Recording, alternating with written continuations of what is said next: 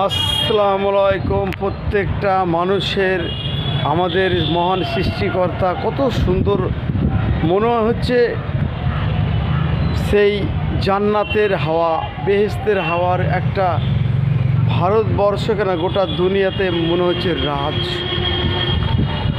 করছে। তো আবহাওয়াটা এত সুন্দর যে মনটা প্রাণটা জুড়িয়ে যাচ্ছে, এত সুন্দর আবহাওয়া।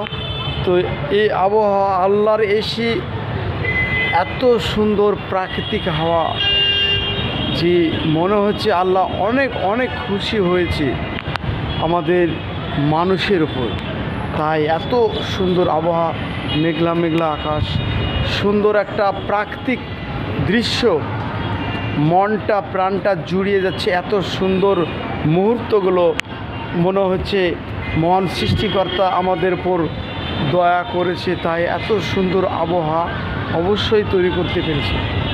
তাই খুশি করলে অবশ্যই খুশি হবে, মহান সৃষ্টিকর্তা খুশি মানে গোটা পৃথিবী খুশি।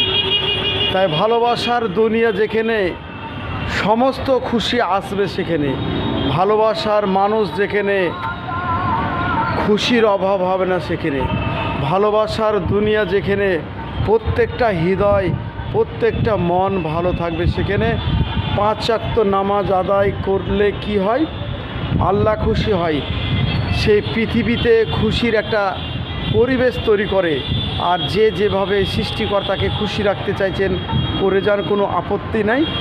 মন সৃষ্টিকর্তা খুশি, যেখানে গোটা পৃথিবীর মানুষ সুখ শান্তিতে বসবাস করবে, সেখানে অবশ্যই সুখ শান্তি যার মালিক মহান সৃষ্টিকর্তা, মহান আমাদের সৃষ্টিকর্তা।